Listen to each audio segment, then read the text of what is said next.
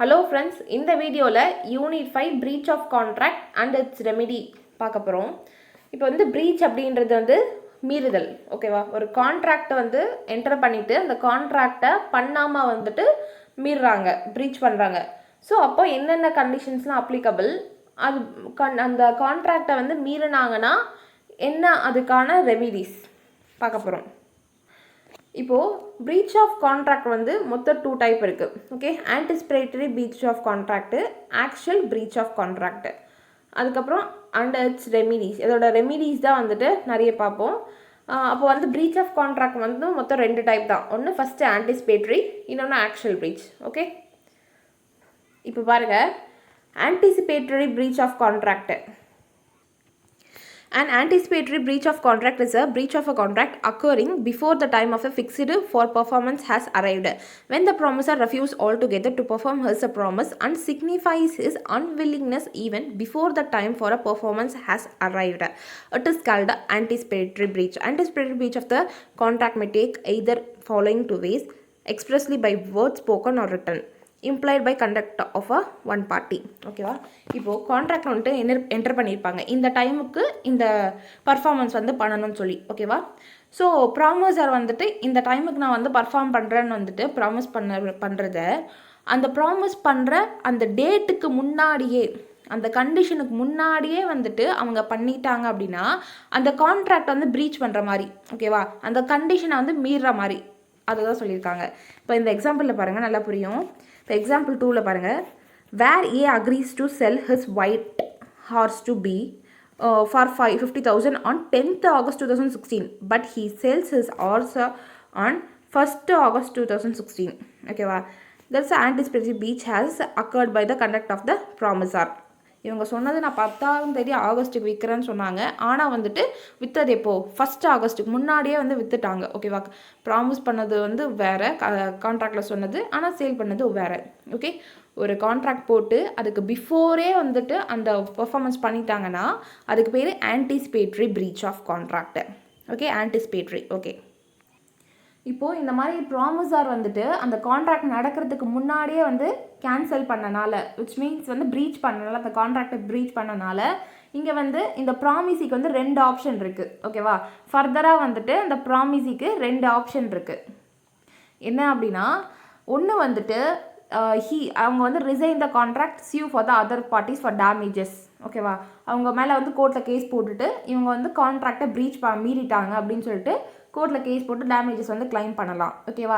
அது வந்து இமீடியட்டாக with waiting for the due டேட்லாம் வந்துட்டு வரணும்னு கூட அவசியம் இல்லை, உடனே வந்துட்டு கோர்ட்டில் கேஸ் போட்டு டேமேஜஸ் கிளைம் பண்ணலான்னு சொல்லியிருக்காங்க. அப்படி இல்லைனா he may elect not to resign. ஓகேவா? ரிசைன் பண்ணணும் அவசியம் இல்லை, still operative and wait for the time of a performance. So அவங்க அப்போ பர்ஃபார்ம் பண்ணுறாங்க அந்த டியூ டேட் வரைக்கும் கூட நம்ம வந்து வெயிட் பண்ணலாம். ஓகேவா? அதுவே வந்துட்டு ஒரு கான்ட்ராக்டோட சப்ஜெக்ட் மேட்டர் வந்து டெஸ்ட்ராய்டுன்னு ஆயிடுச்சுன்னு வச்சுக்கோங்களேன், அப்போது அந்த பிரீச் ஆஃப் ஆன்டிசிபேட்டரி, அந்த பிரீச் ஆஃப் கான்ட்ராக்ட் வந்துட்டு டிஸ்சார்ஜ் ஆகிடும், ஆட்டோமேட்டிக்காக வந்து டிஸ்சார்ஜ் ஆகிடும் அப்படின்றாங்க. பிகாஸ் ஏன்னா வந்துட்டு அந்த ப்ராமிசிக்கு வந்துட்டு எனி சூப்பர்வைனிங் இம்பாசிபிலிட்டி ஆஃப் எஃபெக்டிங் த அந்த சூப்பர்வைனிங் இம்பாசிபிலிட்டி இருக்கும். ஓகேவா? இப்போது நான் சொன்ன ப்ராமிசி சொன்னது வந்துட்டு ஒரு டேட்டுக்குள்ளே வந்து நீ கூட்ஸை கொண்டு வந்து சப்ளை பண்ணணும் அப்படின்னு சொல்லியிருக்காங்க. ஓகேவா? ஆனால் வந்துட்டு அந்த கூட்ஸ் வந்து முன்னாடியே கொண்டு வந்து கொடுத்துட்ருக்காங்க. ஃபார் எக்ஸாம்பிள், இப்போது எனக்கு இப்போது 10th March அப்போது ஒரு பல்க் ஆர்டர் வந்து மேங்கோஸ் வருது, அப்போது நீங்கள் வந்து கொண்டு வந்து கொடுங்க, நான் என்னோடய கிளைண்ட்டுக்கு வந்து கஸ்டமர்ஸுக்கு வந்து ஃப்ரெஷ்ஷாக வந்துட்டு மேங்கோ தரணும்னு அவங்க எக்ஸ்பெக்ட் பண்ணுறாங்கன்னு 10th March கொண்டு வந்து கொடுக்க சொல்கிறேன். ஆனால் இவங்க என்ன, ப்ராமிசார் என்ன பண்ணுறாங்க, ப்ராமிசார் 1st March கொண்டு வந்து கொடுத்துட்றாங்க. 1st March கொண்டு வந்து கொடுத்தாங்கன்னா நான் எப்படி 10th March வந்துட்டு என்னோடய கஸ்டமர் கொடுக்க முடியும்? இப்போது இந்த இடத்துல 1st March கொடுத்தனால அது 1 வீக்குள்ளேயே வந்து அழுகி போயிடுச்சு, மொத்தம் அழுகி வேஸ்ட் ஆகிடுச்சு. இப்போது வந்து என்னோட காசும் வேஸ்ட்டு, நான் கான்ட்ராக்ட் போட்ட அந்த இதுவே வந்து டெஸ்ட்ராய்ட் ஆகிடுச்சு, கான்ட்ராக்டோடைய சப்ஜெக்ட் மேட்டரே டெஸ்ட்ராய்ட் ஆகிடுச்சு. இப்போது இந்த இடத்துல வந்துட்டு சூப்பர்வைனிங் இம்பாசிபிலிட்டி நம்ம முன்னாடி பார்த்தோம். சூப்பர்வைனிங் இம்பாசிபிலிட்டினா ஒரு விஷயத்தை ஃபர்தராக நம்மளால் கான்ட்ராக்ட் கொண்டு போக முடியாது. இப்போ நான் வந்துட்டு அந்த கூட்ஸை வாங்கினது நான் போய் விற்க முடியுமா? Impossibility.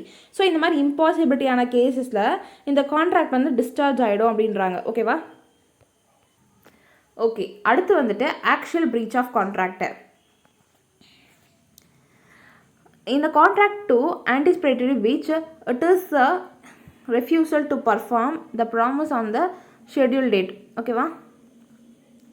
The parties to lawful contract are bound to perform their respective promises, but when one party breaks the contract by refusing to performing his promise, he is said to have committed a breach. In this case, the other party to the contract obtains a right of action against the one who has refused to perform his promise. இப்போது இந்த actual preach வந்து party வந்து may refuse to perform the contract either on the due date or during the performance. ஓகேவா? அப்படின்னா ஒன்று இங்கே கீழே கொடுத்துருக்காங்க பாருங்கள். ஒன்று வந்து ஃபஸ்ட்டு வந்து டியூ டேட்டில் வந்துட்டு அவங்க வந்து ப்ரீச் பண்ணலாம். ஓகேவா? அந்த கான்ட்ராக்டை மீறலாம். அப்படி இல்லைனா வந்துட்டு during the performance of the contract அந்த பர்ஃபார்ம் பண்ணும்போது வந்துட்டு மீறலாம் அப்படின்னு சொல்லியிருக்காங்க. ஆக்சுவல் ப்ரீச் ஆஃப் கான்ட்ராக்டுன்றது ஆக்சுவல் ப்ரீச்னால் ஒன்றுமே இல்லை, நார்மலாக வந்துட்டு ஆக்சுவலாக ப்ரீச் பண்ணுறது. ஓகேவா?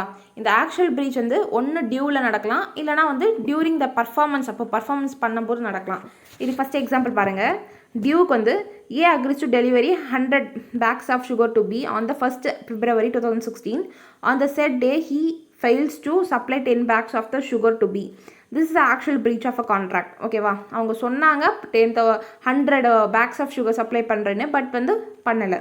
இது வந்து கரெக்டான டியூ டேட்டில் பண்ணலை. ஓகேவா? ஸோ இது வந்து அதே வந்து during the performance of the கான்ட்ராக்ட்டுக்கு actual breach contract occurs during the performance of contract. இதுக்கு எக்ஸாம்பிள் தரல. One party fails or refuse to perform his obligation under by expression or implied act. ஓகேவா? அப்படின்னா perform பண்ணும்போதே வந்துட்டு during the performance of the contract வந்துட்டு நான் இது பண்ண மாட்டேன், ஓகே, அந்த டைம் வரும்போது பண்ண மாட்டேன் அப்படின்னு சொல்கிறது. ஓகே, அடுத்து வந்துட்டு இப்போ ரெமெடிஸ் பார்க்க போகிறோம். ஓகே, இது வரைக்கும் வந்து இந்த ஆன்டிசிபேட்ரி அண்ட் ஆக்சுவல் வந்து புரிஞ்சது ஒன்றும் இல்லை. ஆன்டிசிபேட்ரி அப்படின்றது வந்துட்டு நம்ம அந்த டியூ டேட்டுக்கு முன்னாடியே வந்துட்டு இந்த கான்ட்ராக்டை ப்ரீச் பண்ணுறது. அது எப்படி வேணால் ப்ரீச் பண்ணலாம். ஓகேவா? ஸோ ஒன்று வந்து அவங்க பர்ஃபார்ம் கூட பண்ணிடலாம், இல்லை பர்ஃபார்மன்ஸ் வந்து பண்ணாமல் கூட இருக்கலாம். இந்த மாதிரி ஆன்டிசிபேட்ரி ப்ரீச்சில் வந்துட்டு நடக்கும்போது ஆன்டிசிபேட்டரி ப்ரீச்னால் டியூ டேட்டுக்கு முன்னாடியே வந்துட்டு ப்ராமிஸார் வந்து ரெஃப்யூஸ் பண்ணிடுறாங்க, மறுத்துடுறாங்க. அந்த இடத்துல ப்ராமிஸிக்கு வந்து 2 ஆப்ஷன் இருக்குது. ஃபஸ்ட் என்ன பார்த்தோம், அந்த கான்ட்ராக்டை வந்துட்டு அவங்க கேன்சல் பண்ணிவிட்டு, தட் இஸ் ரிசைன் பண்ணிவிட்டு கோர்ட்டில் கேஸ் போட்டு டேமேஜஸ் வந்து கிளைம் பண்ணலாம். ஓகேவா? இன்னொரு ஆப்ஷன் என்னென்னா, அவங்க ப்ரீச் பண்ண கான்ட்ராக்ட் வந்துட்டு அதோட நேச்சர் சப்ஜெக்ட் மேட்டர் வந்துட்டு சூப்பர்வைனிங் இம்பாசிபிலிட்டியாக இருந்துச்சு. அப்படின்னா சூப்பர்வைனிங் இம்பாசிபிலிட்டினா திருப்பி அந்த கான்ட்ராக்டை வந்து கொண்டு இம்பாசிபிள் டு பர்ஃபார்ம் ஃபர்தர். ஓகேவா? அதுதான் சூப்பர்வைனிங் இம்பாசிபிலிட்டி.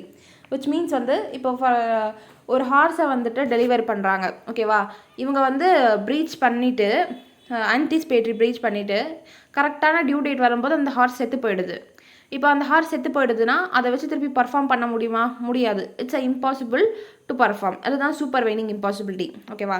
இந்த மாதிரி இருக்கும்போது வந்துட்டு அந்த கான்ட்ராக்ட் வந்து டிஸ்சார்ஜ் ஆகிடும் அப்படின்றாங்க. டிஸ்சார்ஜ் வந்து ஆகிடுச்சுன்னா ஸோ அங்கேயும் வந்துட்டு இந்த ப்ராமிஸிக்கு வந்து கோர்ட்டில் கேஸ் போட்டு டேமேஜஸ் கிளைம் பண்ணிக்கலாம். ஓகே, அப்படி இல்லைனா வந்துட்டு திருப்பி வந்து ப்ராமிஸார் வந்துட்டு நான் திருப்பி வந்து வேறு ஒரு ஹார்ஸ் சப்ளை பண்ணுறேன் அப்படின்னு சொல்லி reconsideration still perform has a part of a contract and he can take advantage. ஏன்னா வந்து நான் கொடுத்தது வந்து என்ன ஆச்சு, சூப்பர்வைனிங் இம்பாசிபிலிட்டி ஆகிடுச்சு. ஓகேவா? அதனால் திருப்பியும் வந்துட்டு கரெக்டான டைமில் கரெக்டாக கொண்டு வந்து கொடுக்கலாம். ஓகே, ஸோ அந்த ஆன்டிசிபேட்டரி ப்ரீச்சில் வந்து 2 கண்டிஷன் இருக்குது.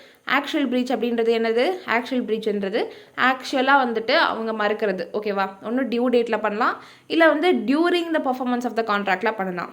ஓகே, இந்த during the performance of contract வந்துட்டு எக்ஸ்பிரஸ் ஆர் இம்ப்ளைடாக இருக்கலாம்னு சொல்லியிருக்காங்க. ஓகே, அடுத்து வந்துட்டு remedies for breach of contract. First வந்துட்டு சியூட் ஃபார் டேமேஜ். இப்போ நான் சொன்னால சியூட்னா என்னது, கோர்ட்டில் வந்துட்டு கேஸ் ஃபைல் பண்ணி அவங்க என்ன வந்து என்ன சஃபர் பண்ணாங்களோ அதுக்கான டேமேஜஸ் வந்து கிளைம் பண்ணிக்கலாம். Compensation for loss or damage caused by breach of a contract. இப்போ இந்த அனலைசிஸில் பாருங்கள், rule as to how the amount of a compensation is determined on the breach of a contract. The party who suffers from such a breach is entitled to receive from the party who has broken the contract compensation for any loss or damage caused by him by breach. Compensation can be claimed for any loss or damage which naturally arises usual course of event. ஓகேவா, இப்போ வந்து அவங்க preach பண்ண அந்த கான்ட்ராக்ட்டுக்கு ஏதாவது வந்து loss suffer பண்ணாங்க, loss வந்திருக்கு.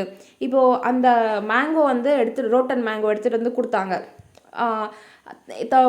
10th மார்ச் எடுத்துகிட்டு வந்து கொடுக்க சொல்கிறது 1st மார்ச் எடுத்துகிட்டு வந்து கொடுத்தாங்க. ஓகேவா, அது வந்து அழுகி போயிடுச்சு.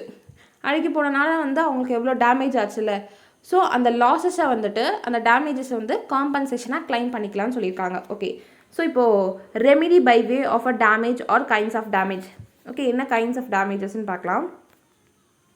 இந்த டேமேஜஸ்லேயே வந்துட்டு டைப்ஸ் இருக்குது. ஃபஸ்ட்டு வந்து ஆர்டினரி டேமேஜ். ஆர்டினரி டேமேஜ் அப்படின்றது இங்கே கீழே வந்து எக்ஸாம்பிள் பாருங்கள்.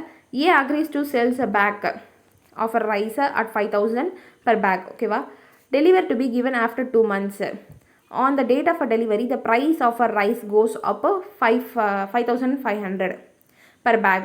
A refused to deliver the bag to B.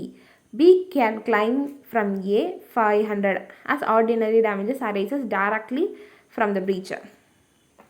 இப்போது A வந்துட்டு Bக்கு வந்து ஒரு பேக் ஆஃப் ரைஸ் வந்து சப்ளை பண்ணுறேன்னு சொல்லியிருக்காங்க. ஓகேவா, அதோட வேல்யூ வந்துட்டு அவங்க சொல்லும்போது கான்ட்ராக்ட் என்ன பண்ணும்போது 5,000 இருந்திருக்கு.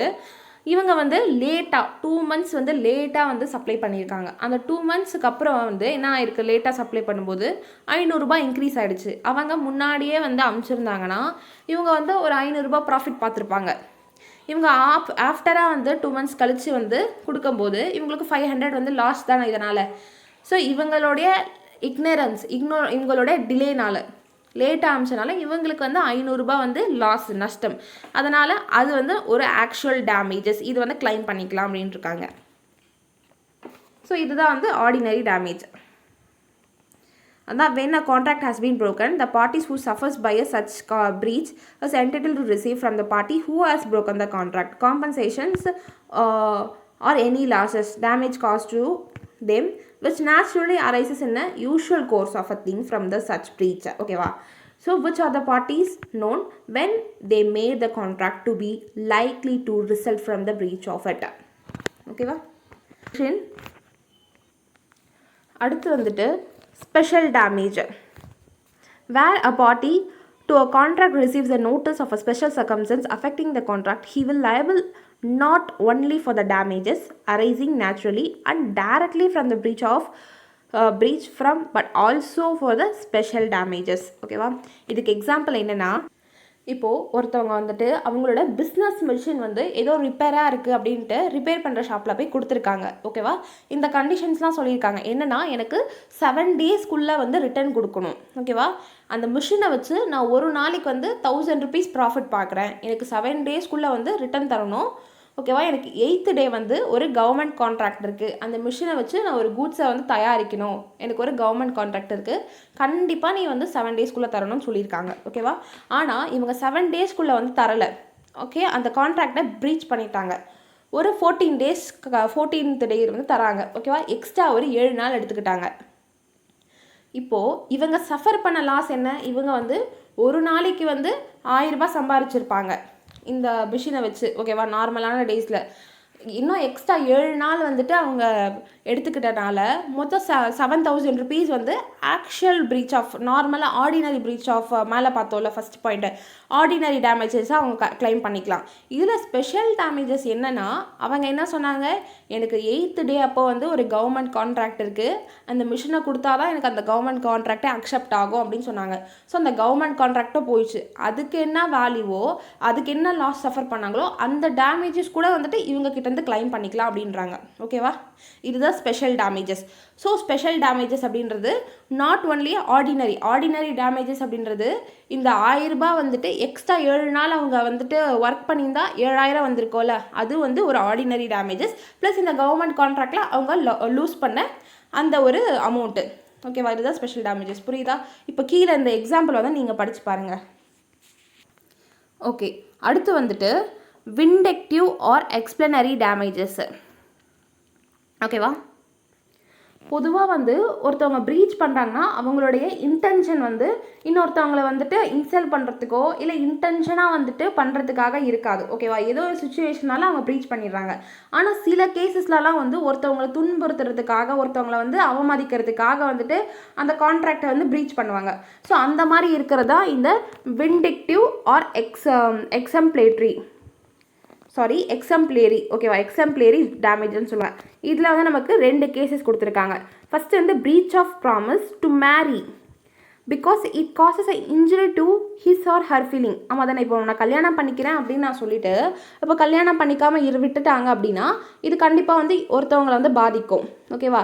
ஸோ இன்னொருத்தவங்களுக்கு வந்து இன்ஜுரி பண்ணுறதுக்காக வந்துட்டு இந்த கான்ட்ராக்ட் அவங்க மீறுறாங்க. அது ஃபஸ்ட்டு. அடுத்து வந்துட்டு wrong dishonoured by a bankers of his customer cheque. இதில் வந்து டிஸ்ஹானர் செக்கு. ஓகேவா? ஒரு செக் வந்து எப்போ டிஸ்ஹானர் ஆகும்? பேங்க்கில் வந்து கரெக்டான அமௌண்ட் இல்லைன்னு. இப்போ வந்து நான் உங்களுக்கு வந்து கூட்ஸ் வந்து நீங்கள் எனக்கு சேல் பண்ணியிருக்கீங்க. ஓகேவா? சேல் பண்ணுறதுக்கு பொதுவாக எல்லாமே கேஷ் தான் வாங்குவாங்க. ஓகேவா? நான் கேஷ் வந்து கொடுக்காம உங்களுக்கு செக் எழுதி தரேன். இந்த செக்கை எடுத்து நீங்கள் வந்து பேங்க்கில் வந்து போடும்போது அதில் வந்து காசு இருக்காது. ஓகேவா? இந்த காசு வந்து நீங்கள் பேங்க்கில் போகும்போது பவுன்ஸ் ஆகும், திருப்பி வந்து பவுன்ஸ் ஆகும். இந்த மாதிரி வேணும்னே வந்துட்டு என் பேங்க்கில் அமௌண்ட் இல்லைனாலும் நான் செக் எழுதி கொடுக்குறது, இந்த மாதிரி வந்து உங்களை வந்து அலைய விடணும், உங்களை வந்து கஷ்டப்படுத்தணும்னு வந்து வாலண்டரியாக பண்ணுறது தான் வந்து இந்த விண்டிக்டிவ் எக்ஸம்ப்ளரி டேமேஜஸ். ஓகேவா? Okay, next nominal damages. Nominal damages are awarded where the plaintiff has proved that there has been a breach of a contract, but he is not in fact suffered any real damages. It is awarded just to establish the right to the degree for the breach of contract. The amount may be rupee or even 10. இப்போ இந்த nominal டேமேஜ்னால் என்ன அப்படின்னா, ஒரு நார்மலாக வந்துட்டு ஒரு அப்பாவி வந்து நான் எதுவுமே ஃபால்ட்டு பண்ணல அப்படின்னு சொல்லிட்டு இவங்க வந்து என்னை நஷ்டம் பட வச்சுட்டாங்க, இந்த மாதிரி வந்து கான்ட்ராக்டை ப்ரீச் பண்ணிட்டாங்க அப்படின்னு கோர்ட்டில் கேஸ் போட்டு டேமேஜஸ் வந்து கிளைம் பண்ணிக்கிறாங்கல்ல, அதுதான் நாமினல் டேமேஜஸ். இங்கே பிளென்டிஃப்னால் வந்து அப்பாவி, குற்றவாளி, இல்லை குற்றம் பண்ணாதவங்க அப்படின்னு அர்த்தம். பிளென்டிஃப்னால் அப்பாவின்னு அர்த்தம். ஓகே, அடுத்து damages for deterioration caused by delay. In case of the deterioration caused to goods by delay, damages can be recovered from a carrier even without notice. The word deterioration not only implies a physical damage to goods, but it may also means a loss of a special opportunity for sale. இந்த டெட்டீரியேஷன் cases வந்துட்டு for goods வந்து supply பண்ணுறேன் அப்படின்னு சொல்லிட்டு அவங்க வந்து supply பண்ணலன்னா அப்போ வந்து அதுக்கு பேர் வந்து டெட்டீரியேஷன் சொல்லுவாங்க. ஓகே, நெக்ஸ்ட் வந்து ப்ரீஃபிக்ஸ்டு டேமேஜஸ். எக்ஸாம்பிள் பாருங்கள். If the penalty provided by the contract is 1 lakh, the actual loss because of the breach is 70,000. Only 70,000 shall be available as a damages, the amount of the actual loss and not the amount stipulated. But if the losses is say 1,50,000, then only 1 lakh has been recoverable. Okay. இப்போது இங்கே வந்து pre defined damages. இப்போது கான்ட்ராக்ட்லேயே வந்துட்டு போட்டிருப்பாங்க, இந்த மாதிரி வந்து கான்ட்ராக்டில் நீ வந்து ஏதாச்சும் ப்ரீச் பெர்ஃபார்ம் பண்ணாமல் வந்து கான்ட்ராக்டை மீறின அப்படின்னா நீ இவ்வளோ பெனால்ட்டி பே பண்ணணும், இந்த மாதிரி 1 lakh வந்து பெனால்ட்டி பே பண்ணணும் அப்படின்னு வந்து ஆல்ரெடி ப்ரீஃபிக்ஸ்டாக வந்துட்டு கான்ட்ராக்டில் இருக்குது. அப்படின்னா சப்போஸ் அவங்க வந்துட்டு பர்ஃபார்மன்ஸை மீறிட்டாங்க, ப்ரீச் பண்ணிட்டாங்கன்னா அதோட மொத்த லாஸ் வந்து 70,000 தான் இருக்குது. ஓகேவா? அப்போ அந்த 70,000 தான் வந்துட்டு அவங்களால டேமேஜ் வந்து கிளைம் பண்ணிக்க முடியும். இஃப் சப்போஸ் வந்துட்டு அவங்க சஃபர் பண்ண லாஸஸ் வந்து மோர் தென் 1 lakhஸாக இருக்குன்னா அப்போ அந்த ஃபுல் 1 lakhs வந்து எடுத்துக்கலாம். ஓகேவா? மோர் தென் 1 lakhனா இங்கே எக்ஸாம்பிளில் 1,50,000 வந்து அவங்க லாஸ் சஃபர் பண்ணியிருக்காங்க, அப்போது மொத்தம் இந்த 1 lakh வந்து எடுத்துக்கலாம்னு சொல்லியிருக்காங்க. ஓகே, அப்போது ப்ரீடிஃபைன் டேமேஜஸ்னால் என்ன சொல்கிறாங்க, கான்ட்ராக்டில் வந்துட்டு நீ இந்த மாதிரி ப்ரீச் பண்ணனா இவ்வளோ அமௌண்ட் வந்து டேமேஜஸ் கிளைம் பண்ணிப்பேன் நான் அப்படின்னு வந்து ஆல்ரெடி போட்டிருப்பாங்க. ஓகேவா? இவங்க லாஸ் வந்துட்டு அந்த டேமேஜஸை விட கம்மியாக இருந்துச்சுன்னா எவ்வளோ லாஸ் பண்ணியிருக்காங்களோ அதுதான் கிளைம் பண்ண முடியும். அதே வந்துட்டு இந்த கான்ட்ராக்டில் எழுதியிருக்க அந்த டிஃபால்ட் பெனால்ட்டியை விட அதிகமாக வந்து இவங்க லாஸ் ஆகியிருக்காங்கன்னா எவ்வளோ லாஸ் ஆகியிருக்காங்களோ, விச் மீன்ஸ் அதிகமாக வந்து லாஸ் பண்ணியிருக்காங்க அப்படின்னா அந்த கான்ட்ராக்டில் எவ்வளோ இருக்குது, 1 lakhனா 1 lakh தான் வந்துட்டு அவங்களால கிளைம் பண்ண முடியும். ஓகே, அடுத்து penalty and liquidated damages. First வந்து இந்த இங்கிலீஷ் லாவில் வந்து என்ன சொல்லியிருக்காங்கன்னு பார்க்கலாம். Liquidated damages can be claimed but penalty cannot be claimed. ஓகேவா, அது வந்து ஃபஸ்ட்டு எழுதிக்கோங்க பக்கத்தில். இன் இங்கிலீஷ் லாவில் வந்து லிக்விடேட் டேமேஜஸ் வந்து can be claimed, penalty cannot claimed. அதே வந்துட்டு இந்தியன் லாவில் வந்து என்ன சொல்லியிருக்காங்க அப்படின்னா, the court will award reasonable amount as a damages which shall not exceed the amount of a damages given in the contract. இப்போ நம்ம பார்த்தோம்ல, அந்த கான்ட்ராக்டில் எவ்வளோ வந்து டேமேஜஸ் இருக்கோ அதை விட எக்ஸஸாலாம் தர மாட்டாங்க. அந்த கான்ட்ராக்டில் எவ்வளோ அமௌண்ட் இருக்கோ அதுதான் தருவாங்க. ஆனால் வந்து இங்கிலீஷ் லாவில் வந்து லிக்விடேட் டேமேஜஸ் கேன் கிளைம், எவ்வளோ வந்துட்டு எவ்வளோ வரைக்கும் அவங்க வந்துட்டு டேமேஜஸ் ஆகிருக்கோ, சஃபர் ஆகிருக்கோ, அது வரைக்கும் கிளைம் பண்ணிக்கலாம் அப்படின்னு சொல்லியிருக்காங்க. பட் ஆனால் பெனால்ட்டிலாம் கிளைம் பண்ண முடியாதுன்னு இருக்காங்க. இந்த எக்ஸாம்பிள்ஸ்லாம் வந்துட்டு படித்து பாருங்கள். அடுத்தது வந்துட்டு லிக்விடேட்டட் டேமேஜஸ் அண்ட் பெனால்ட்டினா என்னன்னு எழுதிக்கோங்க. Liquidated damages are intended to compensate the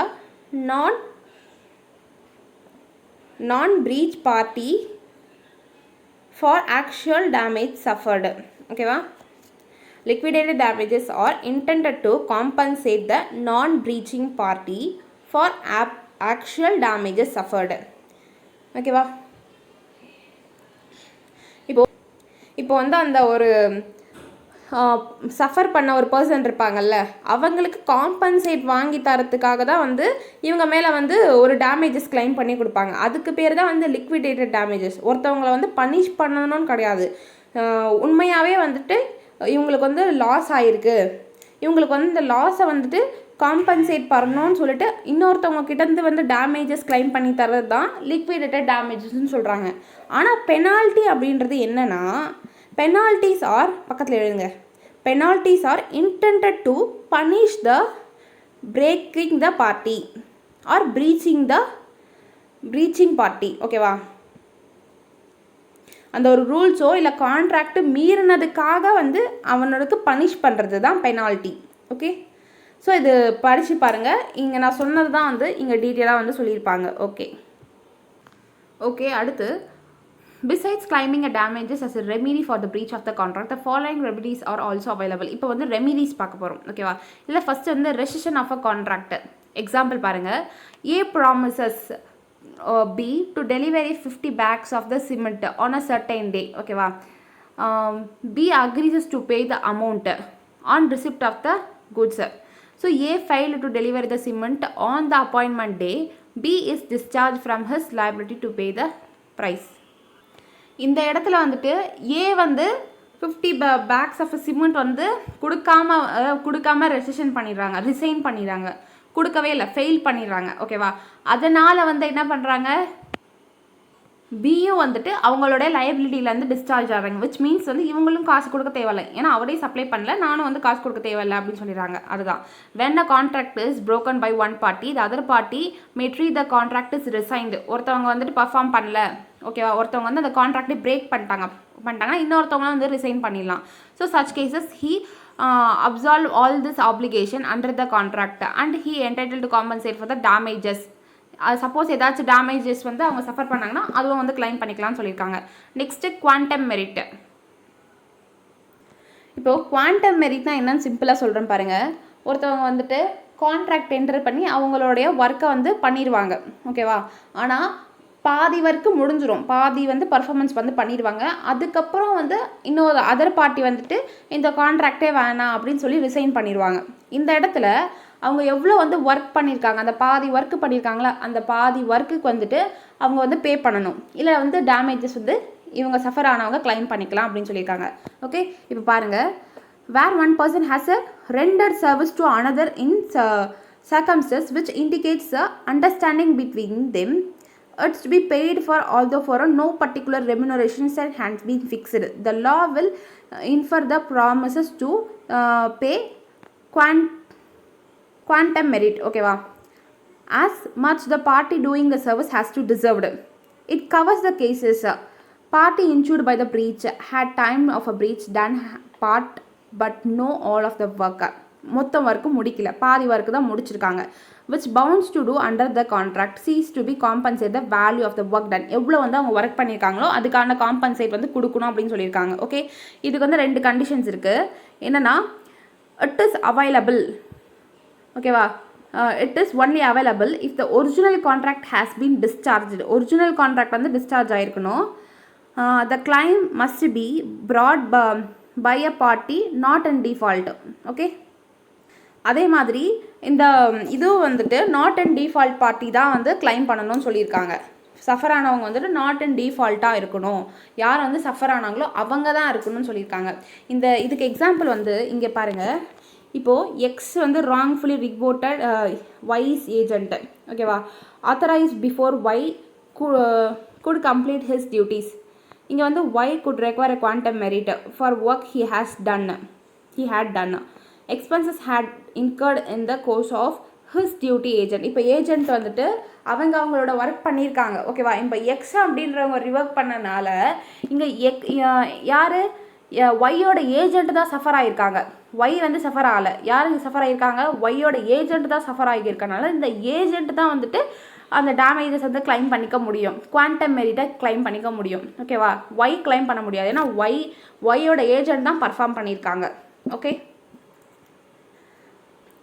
இந்த கீழே இந்த எக்ஸாம்பிள் பாருங்கள். A agrees to delivery the 100 bales of cotton to B at the price of the 1000 rupees per bale. The cotton bales were to be delivered in the 2 installment வந்து பண்ணணும். 2 installmentனா 50-50 each, ஓகேவா. அப்போ வந்து 100 bales ஆகும்.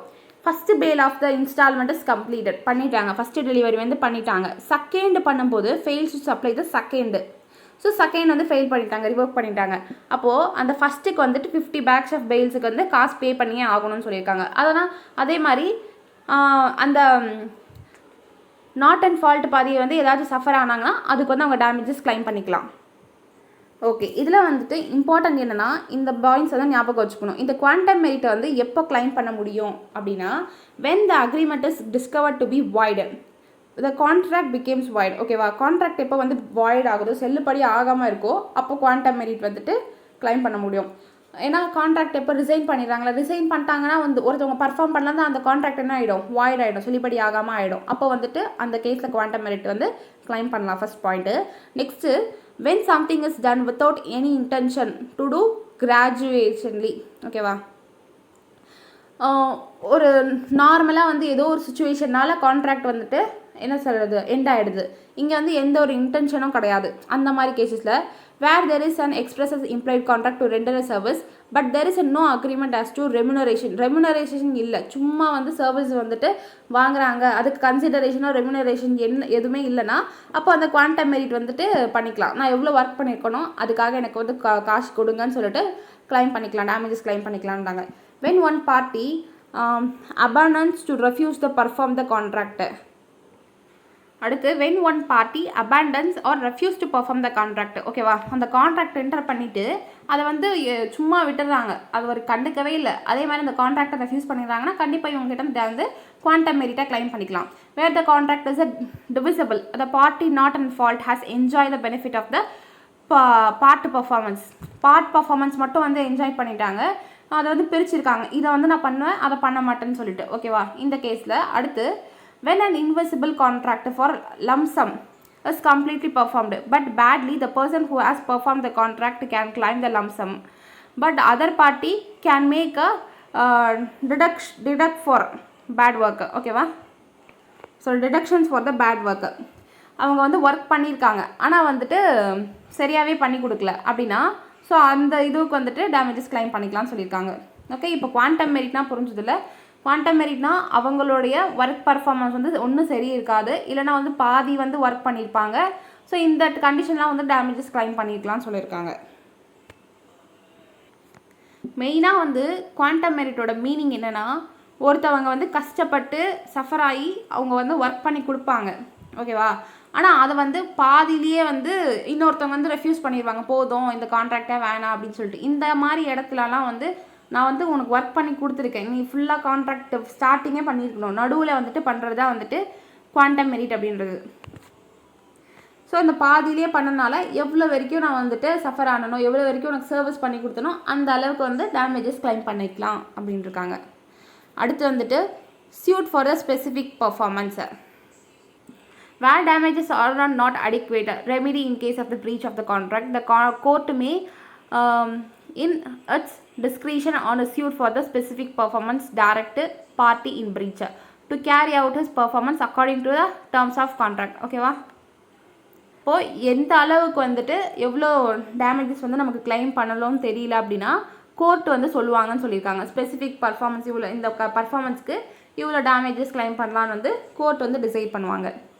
அடுத்து suit for injunction அப்படின்னா என்ன அப்படின்னா, where a party to the contract is negating the terms of the contract, the court may by issuing an injunction order restrain him from doing what he promised not to do. Example பாருங்க, a film star agreed to act exclusive for a particular producer for 1 year. During the year she contracted to act for some other producer held she could be resigned by an injunction. Injunction அப்படின்னா பக்கத்தில் எழுதிக்கோங்க. Injunction அப்படின்றது வந்து stop order or stay order. Stay ஆர்டர்னா அப்படியே stay பண்ணி நிறுத்தி வைக்கிறது, ஸ்டாப் ஆர்டர். அதுக்கப்புறம் அவங்களால எதுவுமே பண்ண முடியாது. ஓகே, எக்ஸாம்பிளில் பார்த்தீங்களா, ஒரு ஃபிலிம் ஆர்டர் வந்து ஒரு ஃபிலிம் ஸ்டார் வந்துட்டு ஒரு ஃபிலிமில் வந்து ஒர்க் பண்ணி கொடுக்குறேன் ஒரு ப்ரொடியூசருக்கு வந்து ப்ராமிஸ் பண்ணியிருக்காங்க. ஆனால் அதை விட்டுட்டு இன்னொரு ஃபிலிமுக்காக இன்னொரு ப்ரொடியூசர்கிட்ட போய் ஒர்க் பண்ணுறாங்க. ஓகேவா? ஸோ இந்த இடத்துல என்ன பண்ணுறாங்க அப்படின்னா, இன்ஜெக்ஷன்னா அவங்க என்ன ஒர்க் பண்ணுறாங்களோ அது பண்ணாமல் அப்படியே வந்து ஸ்டாப் பண்ணி வைக்கிறது, விச் மீன்ஸ் ஸ்டே ஆர்டர். ஓகேவா? ஸ்டே ஆர்டர்னா உங்களுக்கு தெரியல, ஸ்டாப் ஆர்டர், அதுதான் இன்ஜெக்ஷன். ஸோ இந்த இடத்துல வந்துட்டு party rightfully resign the contract entitle for the காம்பன்சேஷனுக்காக வந்துட்டு அவங்க என்டைட்டில் காம்பன்சேஷன் கிளைம் பண்ணிக்கலாம்னு சொல்கிறாங்க. A person who rightfully resigns a contract entitled for the compensation for any damages if he suffer. Okay, இந்த example வந்துட்டு ஒன்ஸ் ரீட் பண்ணி பாருங்கள். So இது வரைக்கும் வந்து நமக்கு இந்த 5th லெசன் முடியுது. ஓகேவா? 5th யூனிட் வந்து பிரீச் ஆஃப் கான்ட்ராக்ட் இதோட கம்ப்ளீட் ஆகுது. Okay, thank you.